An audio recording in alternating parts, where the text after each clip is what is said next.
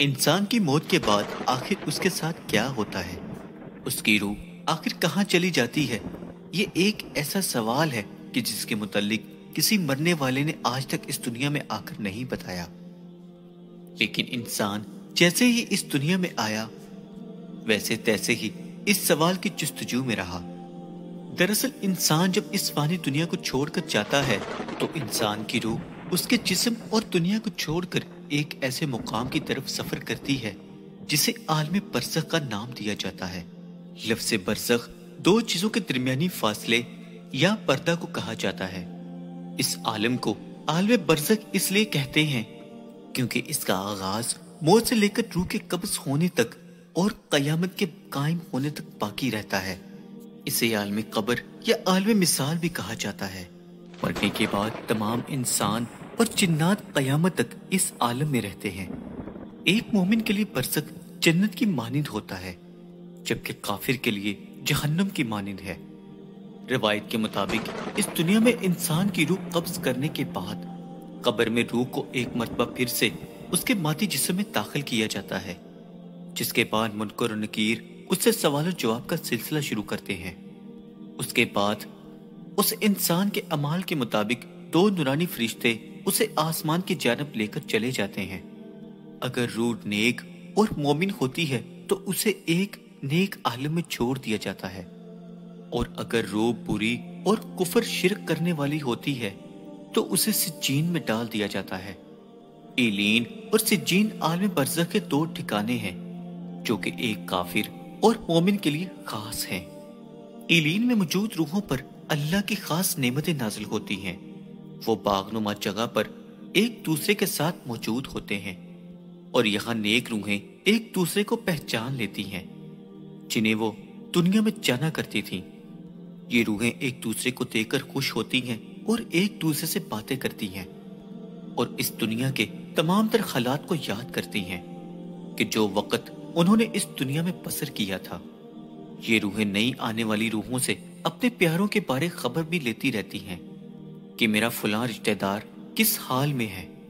اگر نئی آنے والی روحیں انہیں یہ بتاتی ہیں کہ تمہارا فلاں رشتہ دار تو مر چکا ہے مگر وہ یہاں نہیں پہنچا، تو یہ برزخی روحیں سمجھ جاتی ہیں کہ انہیں سجین میں ڈال دیا گیا ہوگا۔ نیک روحیں اپنے رشتہ داروں کا انتظار ایلین میں ایسے ہی کرتی ہیں کہ جیسے کوئی گھر سے دور اپنے گھر والوں سے ملنے کا انتظار کرتا ہے۔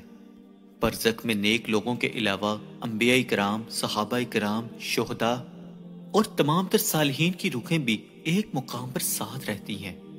روایت کے مطابق نیک روحیں اپنے قریبی رشتہ داروں سے ملاقات کریں گی، جیسا کہ حضور نبی کریم محمد مصطفیٰ صلی اللہ علیہ وآلہ وسلم نے اپنی پیاری بیٹی بی بی فاطمہ الزہرا سے فرمایا تھا کہ میرے وصال کے بعد سب سے پہلے تم ہی مجھ سے ملو گی، اور بالکل ایسا ہی ہوا۔ لہٰذا حضور نبی کریم محمد مصطفیٰ صلی اللہ علیہ وآلہ وسلم کے اس دنیا فانی سے پردہ فرمانے کے تقریباً 6 ماہ بعد آپ کی پیاری بیٹی سیدہ بی بی فاطمہ الزہرا رضی اللہ تعالی عنہا آپ سے جا ملی۔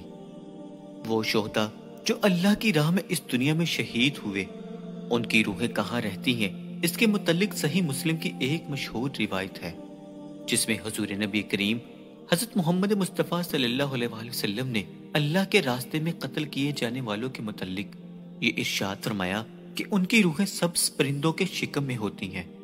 ان کے لیے ایسی قندیلیں ہیں جو عرش کے ساتھ لٹکی ہوئی ہیں، اور وہ تمام تر روحیں جنت میں پھرتی رہتی ہیں، جہاں چاہیں وہاں جاتی ہیں اور جو چاہیں کھاتی ہیں، اور پھر بعد میں ان قندیلوں کی طرف واپس لوٹ آتی ہیں۔ پھر ان کا رب ان سے یہ ارشاد فرماتا ہے کہ کیا تمہیں کسی چیز کی ضرورت ہے؟ تو وہ جواب دیتے ہیں، ہم اور کیا خواہش کریں، ہم جنت میں جہاں چاہیں وہاں گھومتے اور جو چاہیں وہ کھاتے ہیں۔ دنیا میں نیند اور خواب عالم برزخ کا ہی ایک نمونہ ہے۔ کبھی کبھی انسان کو ایسا خواب آتا ہے کہ جس سے روح براہ راست متاثر ہوتی ہے، اور اس تمام تر خواب کی تاثیر انسان کے بدن پر بھی ہوتا ہے کہ جسے انسان صاف محسوس کرتا ہے۔ بعض دفعہ تو خواب دیکھنے والا انسان خواب میں ہی کھڑا ہو جاتا ہے، چلتا پھرتا، دھکے دیتا اور باتیں کرتا ہے، حالانکہ وہ شخص نیند پہ ہوتا ہے اور اس کا بدن خواب کی دنیا سے جڑا ہوا ہوتا ہے اور خواب میں ہی وہ انسان باتیں کرنے لگتا ہے۔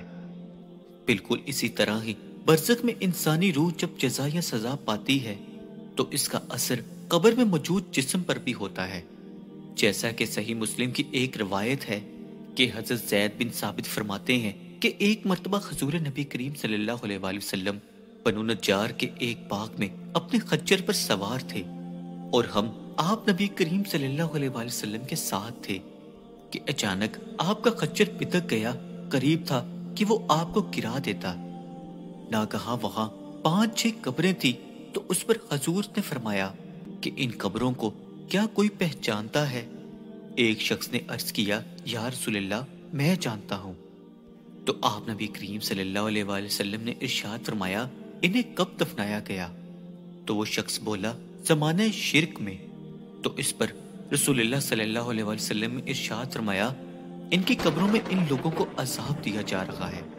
اگر یہ خطرہ نہ ہوتا کہ تم لوگ اپنے مردوں کو دفن کرنا ہی چھوڑ دو تو میں اللہ سے دعا کرتا کہ اس عذاب سے تم میں بھی کچھ سنا دے جو کہ میں سن رہا ہوں۔ ابن فارس قدبی اپنی تاریخ فارس میں بیان کرتے ہیں کہ 590 ہجری میں بغداد کے ایک مقام تل احمر کے پاس ایک مردہ پوسیدہ حالت میں پایا گیا کہ جس کی ہڈیاں صرف باقی تھیں۔ اس کی کیفیت ایسی تھی کہ ایسا معلوم ہوتا تھا کہ اس کے دونوں ہاتھوں اور دونوں پاؤں میں لوہے کی میخیں ٹھوکی گئی ہوں۔ میخوں کے نشانات اس کے پیٹ اور پیشانی پر بھی تھے اور بڑی ہی خوفناک حالت میں وہ مردہ اپنی قبر میں پڑا تھا۔ پانی کے بہاؤ نے تل احمر کی زمین کو کھول دیا تھا اور وہ مردہ اس زمین سے باہر آ گیا تھا، جسے دیکھ کر سب کو عبرت حاصل ہوئی۔ بعض گمراہ اقوام اور مذاہب کا یہ عقیدہ ہے کہ مرنے کے بعد تمام تر روحیں اپنے اعمال کے مطابق جانور یا کسی حیوان کی شکل اختیار کر لیتی ہیں۔ یہ روحیں دنیا میں ہی چکر کاٹتی رہتی ہیں اور کبھی کبھی یہ روحیں جسم میں بھی واپس آ جاتی ہیں۔ یہ وہی باطل عقیدہ ہے کہ جسے ہندوستان میں ہندو لوگ مانتے ہیں۔ یہ ایک گمراہ کن اور باطل نظریہ ہے۔ انبیاء اکرام کی تعلیمات ہمیں اس بات کی طرف نشاندہی کرتی ہیں کہ روح جسم سے ایک مرتبہ خارج ہو جانے کے بعد کسی صورت بھی جسم میں واپس نہیں لوٹائی جاتی، بلکہ ان پر برزخ میں عذاب و ثواب ہوتا ہے جو کہ جسم اور روح دونوں پر ہیں، خواہ وہ اکٹھے ہوں یا علیحدہ علیحدہ۔ بے شک موت ایک حقیقت ہے۔ دنیا سے برزخ اور برزخ سے لے کر حشر تک کا سفر ہر ذی روح کو کرنا ہے، اور اس سفر کا زیادہ راہ وہ اعمال ہے جو ہم اس دنیا میں کریں گے۔ لہٰذا ابو ذر رضی اللہ تعالیٰ عنہ بیان کرتے ہیں کہ پیارے نبی کریم حضرت محمد مصطفیٰ صلی اللہ علیہ وآلہ وسلم نے ارشاد فرمایا، قبروں کی زیارت کرو تاکہ آخرت کی یاد آئے کہ فانی جسم کو چھونا بھی بڑی نصیحت ہے، اور جنازہ کی نماز پڑھو تاکہ تم کو یہ غمگین کر دے، کیونکہ غمگین اللہ کے سائے میں ہوتا ہے اور نیکی کا کام کرتا ہے۔